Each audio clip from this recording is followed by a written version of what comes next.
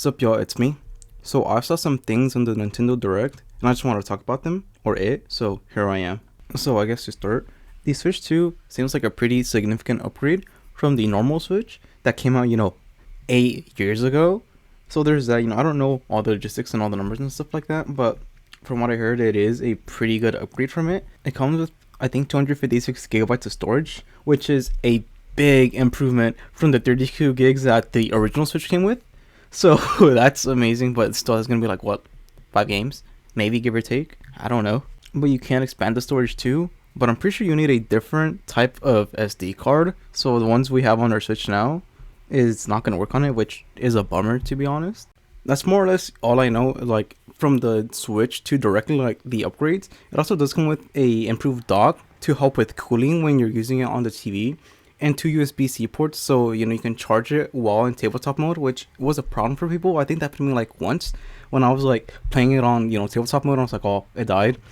I didn't want to connect it to the TV, so that's good for people, for everyone. But besides that, it's like I know there's like 4K upscaling, so I'm pretty sure that means like if your TV supports it, it'll upscale to 4K, and that's like everything I know that the Switch can do in the improvements of it directly. So yeah, if you want to know the whole thing, I implore you go look at it. Anyways, back to the other things that I want to talk about, that being the games. And the game's like pretty cool for like the new Mario Kart game.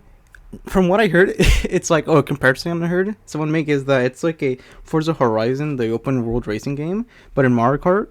And I just think that looks so cool, but the price is $90. No, wait, I said 90. It's 90 for physical, quote unquote physical, and $80, for digital, which I'll get into it later. So yeah, I don't know. I think that's a lot, but I'll talk about it later, like I said. But the game does look cool. I mean, I really want it, but I don't really know, right? And the other game is called The Duskbloods that I saw. It's a From Software game, and I think it looks amazing. Like, I really want to play it. From like I've heard people say it's pretty much just Bloodborne 2. I've never played Bloodborne, but I should. But it looks cool, and I want to play it. But it's also just a Nintendo Switch 2 exclusive, and I'm like, damn, do I really want to buy a Switch just to play that game? I might just have to, but I'll also get into that later. So yeah, but I really want to try that game. It looks so cool. I heard it's a multiplayer game, and I don't know if that means that you could just like play online with your friends, or if it's like Night Rain where it's pretty much just made for multiple people. I hope you could play by yourself, because I don't want to have to like have my friends or play with random people just on that. Like, I want to play the game just like that myself. And for those people that have been waiting for a Hollow Knight Silksong, you got some of it. So I guess it is going to release this year. So there you guys go. I haven't played Hollow Knight, but I should, because I also have it. And then be hyped for Silksong, but I don't know. But there you go. For those that have been waiting, you got some. You got fed a little bit. And I'm pretty much onto the negatives, which I feel like I have a pretty okay like amount to say. Starting off with the price, that being that digital games are going to be $80 and physical games are going to be $90. And it's pretty funny, not the price, but it's funny to think about, because everybody was thinking there was going to be GTA 6 that was going to be priced higher. That's going to be priced at like $100. But no, Nintendo came out and was like, yeah, no, we're doing it first. So now there's another $10 to $20 price jump. And we just had a $10 price jump like 4 or 5 years ago in 2020 when the PS5 and Xbox Series X came out.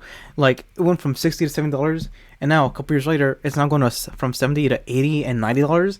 It's insane. $90 for entry to a game. It's just pretty crazy, because now even less people could play the game or are willing to really spend that much money on the game.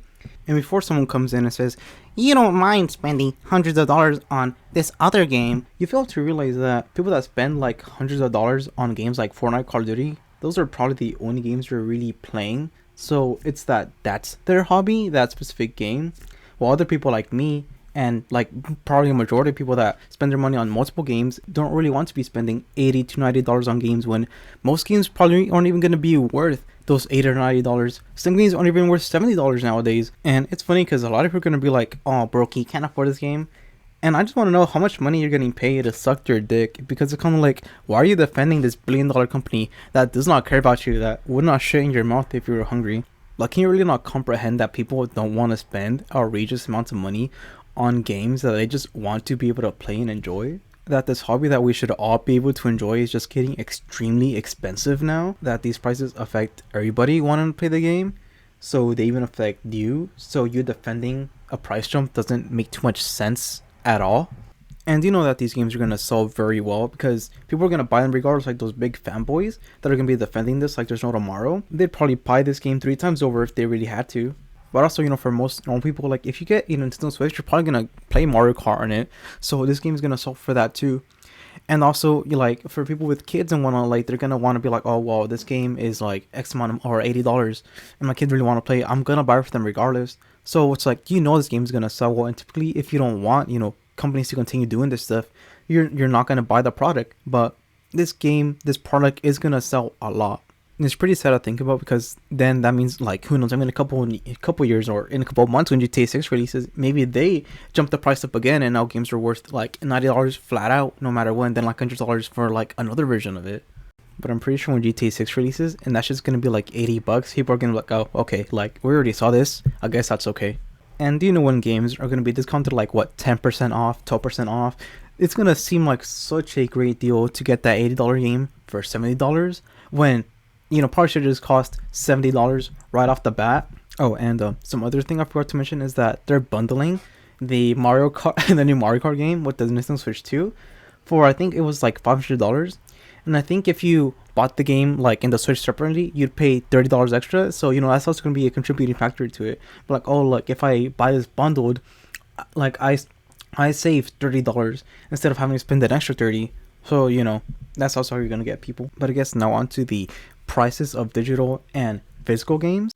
I'm gonna be honest, I'm probably the minority here, but I feel like that's something I'm more or less okay with, is them being different, because I never understood why digital games had to cost the same amount as physical games when you don't really get like anything real out of a digital game. You get at least a physical game out of an actual physical copy.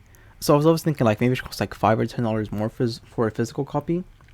I just don't like the way Nintendo's doing it, and the price.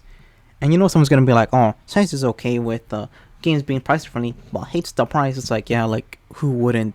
These games are have absurd prices. But also, how I said, I don't like the way Nintendo's doing it, and they're doing this new key card type of thing.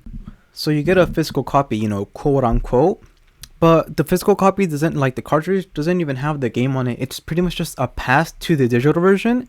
So it's like, why even bother making physical copies when you don't even get the like actual physical game on it? It's pretty pointless. And, boxes are going to have text on the bottom saying that they are just a digital key card, or a key card to the digital game. So at least you're able to know. But I still don't see a reason why even bother making the physical copy when there is no physical game in there. I guess the only positive of that is that you are still able to, download the game on multiple devices from that one key card, unless, and I wouldn't put it past them, it's like, what if like each cartridge only has has a key card that can only be used once? So, like if you get your Nintendo account banned or like whatever, or you lose it, that key card only worked on that account. So you just can't use it anymore. So then you have to rebuy the game again. And I'm gonna be for real, I don't think I'd be too surprised if Nintendo did that. But that's more or less what I have to say on like the Direct. I thought I had a lot more to say, but I guess that's pretty much it. But I do still want to talk about the Dust Bloods a little bit, and that it's gonna be a Nintendo Switch 2 exclusive, and it releases in 2026. And I don't know if I want to buy a Switch to play that game, cause like I really want to play it. It looks cool, like I said, but I also don't know if I really want to spend like that much money for the Switch just to play the game, and I'd be willing to wait a year for the game to release, or see if it releases on like anything else, and maybe I'll have a PC by then. And then I could just release it on PC, but maybe release it on like some other console. I heard that the next Xbox might have Steam on it, so maybe on that. But yeah, anyways, let me know what you think, what you liked about the Direct, and like what games you're hyped for. I'm sure there's gonna be a lot of Silksong people in there, and like Dust Blood people in there. So let me know what you want, like, or what you can't wait for, and if you're willing to pay these prices for it, because I'm sure a lot of you are. And for people that are going to be defending this game like tooth and nail, please let me know why you're defending them. Like, give an actual reason. Anyways, that's pretty much it. See y'all.